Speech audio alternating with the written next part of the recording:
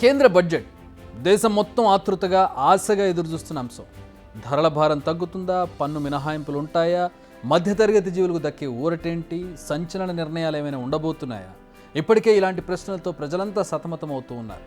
ఇప్పుడు వారి అంచనాలు మరింత పెంచేశారు రాష్ట్రపతి ద్రౌపది ముర్ము. ఇంతకీ బడ్జెట్కు సంబంధించి ఆమె ఏం చెప్పారు మీరే వినండి. माननीय सदस्यगण, 18वीं लोकसभा कई मायनों में एक ऐतिहासिक लोकसभा है। ये लोकसभा अमृत काल के शुरुआती वर्षों में गठित हुई है। ये लोकसभा देश के संविधान को अपनाने के 75वें वर्षों की भी साक्षी बनेगी। मुझे विश्वास है कि इस लोकसभा में जन कल्याण के फसलों का नवीन अध्याय लिखा जाएगा।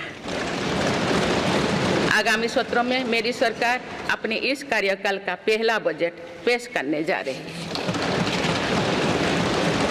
ये बजट सरकार की दूरगामी नीतियों और फ्यूचरिस्टिक विजन का एक प्रभावी दस्तावेज होगा। इस बजट में बड़े आर्थिक और सामाजिक निर्णयों के साथ ही अनेक ऐतिहासिक कदम भी देखने को मिलेंगे। भारत के तेज विकास की जौन आकांक्षाओं का पूरा करने के लिए रिफॉर्म्स की गति अब और तेज की जाएगी। రాష్ట్రపతి ద్రౌపది ముర్ము ఏం చెబుతున్నారు? కొత్త ప్రభుత్వ తొలి బడ్జెట్లో భారీ ఆర్థిక సామాజిక నిర్ణయాలు ఉండబోతున్నాయి. అంతేకాదు కొన్ని చరిత్రాత్మక చర్యలు కూడా తీసుకోబోతున్నారని ప్రకటించేశారు. ప్రభుత్వం అనుసరించిన సంస్కరణల కారణంగా 10 ఏళ్లలో 11వ స్థానం నుంచి 5వ అతిపెద్ద ఆర్థిక వ్యవస్థగా ఎదిగాం మనం. రానున్న రోజుల్లో 3వ అతిపెద్ద ఆర్థిక వ్యవస్థగా మార్చే దిశగా కృషి చేయబోతున్నాం. ఇవి ముర్ము గారి మాటలు. అంటే రాబోయే బడ్జెట్లో కొన్ని సంచలన నిర్ణయాలు ఉండబోతున్నాయని తెలుస్తోంది. ఇంతకీ ప్రజలు కేంద్రం నుంచి ఏం ఎక్స్పెక్ట్ చేస్తున్నారు? ముఖ్యంగా 3 రంగాల నుంచి ఫినాన్స్ మినిస్టర్పై ప్రెజర్ పెరుగుతుంది. ఫస్ట్ ఎంఎస్ఎంఈ, సెకండ్ వ్యవసాయ రంగం, థర్డ్ ఎక్స్పోర్ట్స్. ముందుగా రైతుల నుంచి మొదలు పెడదాం. వ్యవసాయ రంగానికి బడ్జెట్లో కేటాయింపులు పెంచాలన్న డిమాండ్ వినిపిస్తోంది. వ్యవసాయ పరిశోధనలు, R&D, ఎరువులకు రాయితీలు, మౌలిక సదుపాయాలను మరింత అభివృద్ధి చేయడం, అత్యంత ముఖ్యమైనది వాతావరణ మార్పులను తట్టుకునేలా వ్యవసాయ రంగంలో మార్పులు తీసుకొచ్చేందుకు భారీగా నిధులను కేటాయించాలన్న డిమాండ్ వినిపిస్తోంది. ఇప్పటికే దీనికి సంబంధించి కేంద్ర ఆర్థిక మంత్రి నిర్మలా సీతారామన్ రైతు సంఘాల నేతలు, నిపుణులతో కూడా చర్చించారు. ఇందులో మెయిన్గా వారు చేసిన డిమాండ్ ఏంటంటే ఇండియన్ కౌన్సిల్ ఆఫ్ అగ్రికల్చర్ రీసెర్చ్కు బడ్జెట్ను 9,000 కోట్ల నుంచి 20,000 కోట్లకు పెంచాలని.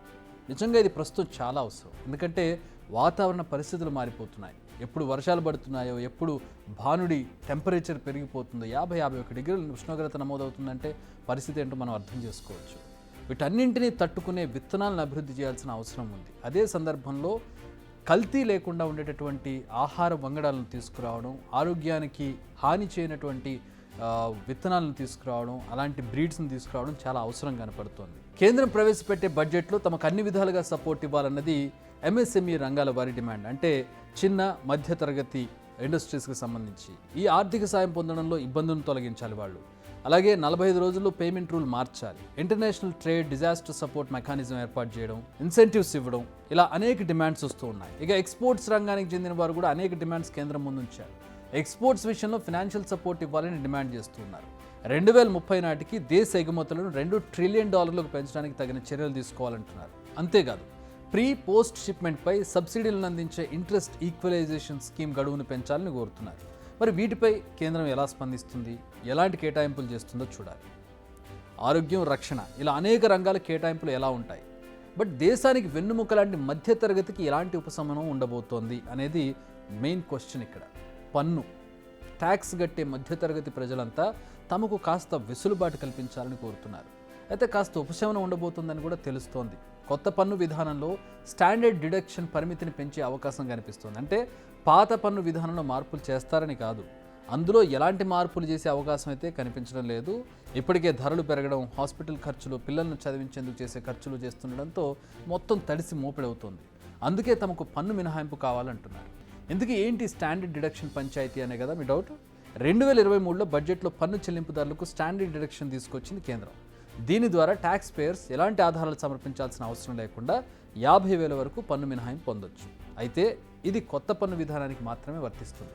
దీని ప్రకారం 7 లక్షల లోపు ఆదాయం గల వారు ఎలాంటి పన్ను చెల్లించాల్సిన అవసరం లేదు.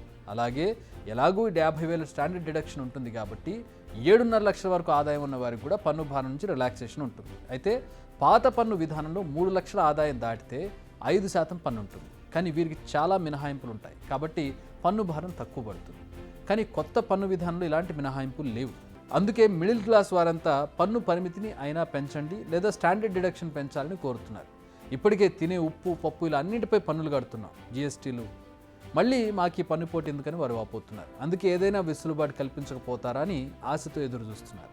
మరి నిర్మలమ్మ మనసు కరుగుతుందా? ఎన్డీఏ సర్కార్ వరాల జల్లు కురిపిస్తుందా? ట్యాక్స్లో ఏమైనా బెనిఫిట్స్ ఉంటాయా?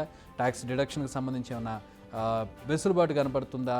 కొంచెం మధ్యతరగతికి ఏదైతే హ్యాపీనెస్ ఇచ్చేటటువంటి ట్యాక్స్కి సంబంధించి డిడక్షన్కి సంబంధించి ఏమైనా మార్పులు చేర్పులు ఉంటాయా? Let's wait and see. Big TV outlook కథనాలు నచ్చితే వెంటనే బిగ్ టీవీ ఛానల్ ను సబ్స్క్రైబ్ చేయండి.